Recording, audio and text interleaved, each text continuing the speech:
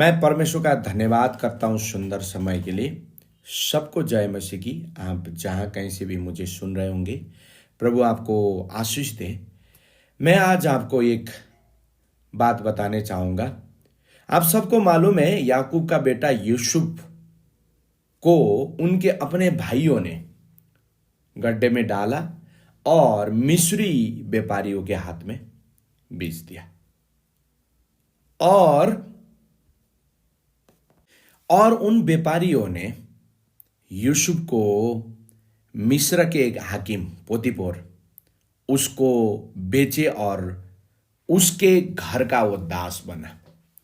और वहां पे इस प्रकार लिखा हुआ है कि यूसुफ के कारण पोतीफोर जिसके घर में वो काम करता था, वो बहुत आशीषित हुआ।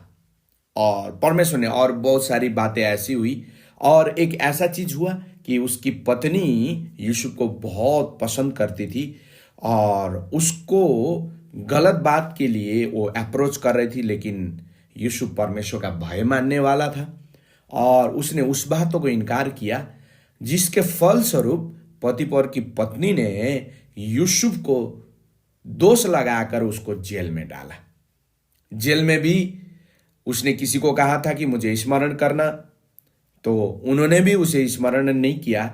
लेकिन परमेश्वर का अनुग्रह, परमेश्वर की नजर उस यूसुफ के अंदर, यूसुफ के ऊपर था। मेरे प्रियो, मैं इसके बाद आप सबको मालूम है कि जहां याकूब रहता था उस देश में अकाल पड़ी और इन लोग कनान से अन्न खरीदने के लिए मिस्र चले गए। और जब यूसुफ ने अपने भाइयों को देखा तो यूसुफ को मालूम पड़ा कि ये मेरे भाई है। लेकिन यूसुफ के अपने भाइयों ने क्या नहीं किया, यूसुफ को नहीं पहचाना। और उन्होंने फिर बाद में यूसुफ जो है अपने सारे भाई बंधुओं को, अपने पिता याकूब को भी फिर मिस्र देश में बुलाता है। और हम उत्पत्ति में बहुत सारे बातों को पढ़ते हैं। फिर उत्पत्ति 50 अध्याय में जब आते हैं तो हम ये पाते हैं कि याकूब मरता है और उसकी मिट्टी देने के लिए यूसुफ अपने सारे कुटुंबियों, मिस्र के अधिकारियों के साथ वो फिर कनान वापस आता है मिट्टी देने के लिए।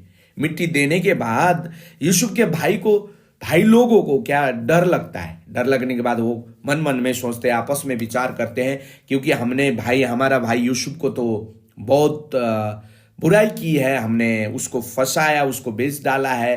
हो सकता है हमारा भाई अब हमारे बाप के मरने के बाद हमें क्या करेगा, बदला लेगा। इसके अनुरूप इन लोग जब उत्पत्ति की पुस्तक और उसके 50 अध्याय उसका 17वां पद से मैं आपको कुछ पढ़ने चाहूंगा। तुम लोग यूसुफ से इस प्रकार कहना कि हम विनती करते हैं कि तू अपने भाइयों के अपराध और पापों को क्षमा कर। हमने तुझसे बुराई की थी, पर अब अपने पिता के परमेश्वर के दास का अपराध क्षमा कर। उसकी ये बात सुनकर यूसुफ रो पड़ा और उसके भाई आप भी जाकर उसके सामने गिर पड़े और कहा, देख हम तेरे दास हैं। और इससे आगे वचन कहता है 19 पद में, यूसुफ ने उससे कहा, मत डरो, क्या मैं परमेश्वर की जगह पर हूं? यद्यपि तुम लोगों ने मेरे लिए बुराई का विचार किया था, परंतु परमेश्वर ने उसी बात में भलाई का विचार किया, जिससे वह ऐसा करे जैसा आज के दिन प्रकट है कि बहुत से लोग के प्राण बचे हैं। मेरे प्रियो, यहां पे एक सीखने की बात है, परमेश्वर के वचन में से एक सीखने की बात है। जलन करने के बाद यूसुफ के भाइयों ने यूसुफ को बेच डाला था, लेकिन अपने भाइयों के उस बेचे जाने की योजना के अंतर्गत परमेश्वर ने यूसुफ को उस मिस्र के अधिकारी या मिस्र के प्रधानमंत्री बनाने वाला योजना अपने भाइयों के बेचे जाने के योजना के अंदर छिपाया हुआ था। इसलिए मसीह जीवन में मेरे प्रियो, मुझे सुनने वाले लोगों, मैं आपको उत्साहित करने चाहूंगा। आपको लगता होगा परिस्थिति आपकी योजना के अनुसार नहीं चल रही है, जैसा आप सोच रहे हैं वैसा जीवन नहीं चल रहा है, जैसे आप प्रार्थना कर रहे हैं वैसा जीवन नहीं चल रहा है, जैसे आप अपेक्षा कर रहे हैं वैसा जीवन नहीं चल रहा है। या जिस काम को आप करने चाहते हो वो काम आप नहीं कर पा रहे हो, जीवन गुजारने के लिए जो आपका खूबी है, जिस चीज की आपने पढ़ाई किया है वो चीज नहीं कर पा रहे हो, मेरे प्रियो आपको उत्साहित करने चाहूंगा, आप वही रास्ते में हो, या और प्रकार से मैं इस प्रकार कहने चाहूंगा, परमेश्वर आपको वही रास्ते में ले जा रहे हैं सच में जो परमेश्वर आपके लिए रखा है। यूसुफ को भी लगा होगा मेरे भाइयों ने मेरे ऊपर अत्याचार करके मुझे बेच डाला, मेरी जीवन तबाही होगी। और यूसुफ के भाइयों ने भी सोचा हमने तो जो हमारा पिता का बहुत प्यारा लाडला सा बेटा है उसको बेच डाला, अब तो वो वापस नहीं आएगा। लेकिन उसके अंदर परमेश्वर की और कुछ योजनाएं थी। मैं आपको फिर से बताने चाहूंगा, जो जीवन में उतार चढ़ाव हो रही है, जीवन में हलचल हो रही है, ये परमेश्वर की योजना आपके जीवन में पूरा होने के लिए है। कैसे, मैं आपको बताने चाहूंगा। क्या अगर उसके भाइयों ने उन यूसुफ को मिस्री व्यापारी के हाथ में नहीं सौंपता तो क्या वो मिस्र पहुंच पाता? क्या वो पतिपर के घर में पहुंच पाता? क्या वो जेल में पहुंच पाता? क्या परमेश्वर की योजना उसके जीवन में और पूरा होने पाते? क्या सचमुच में वो मिस्र का प्रधानमंत्री हो पाता? क्या अगर वो बेचा नहीं जाता तो वो अकाल में अपनी बुद्धि का इस्तेमाल करके सारे लोग जो अकाल से नष्ट होने वाले थे होंगे, भूखमरी से नष्ट होने वाले थे होंगे, क्या बचा सकता था?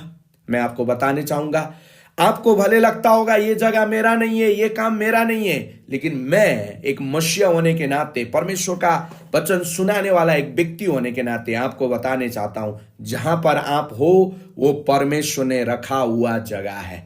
जहां जिस काम को आप कर रहे हो वो परमेश्वर ने आपके लिए तय किया है, या आने वाला जो योजना है परमेश्वर के मस्तिष्क में, विवेक में आपके लिए जो चीज रखा है उस चीज को पूरा करने के लिए परमेश्वर इस रास्ते में से होकर आपको ले जा रहा है।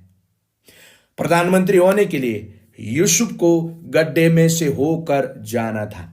प्रधानमंत्री होने से पहले यूसुफ को पतिपोर की पत्नी का लालचना से होकर जाना था। प्रधानमंत्री होने से पहले बंदी गृह में से होकर जाना था, अपमान से होना जाना था, त्यागे जाने में से होकर जाना था। इसलिए जहां कहीं भी हो, मैं आपको इनकरेज एक बार फिर से करने चाहूंगा कि परमेश्वर की योजना आपके करीब है।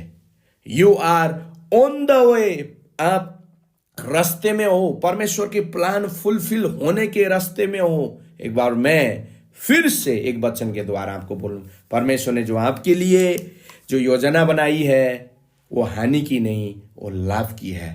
परमेश्वर आप सबको इन वचनों के द्वारा आशीषित करे। सबको जय मसीह की। May God bless you.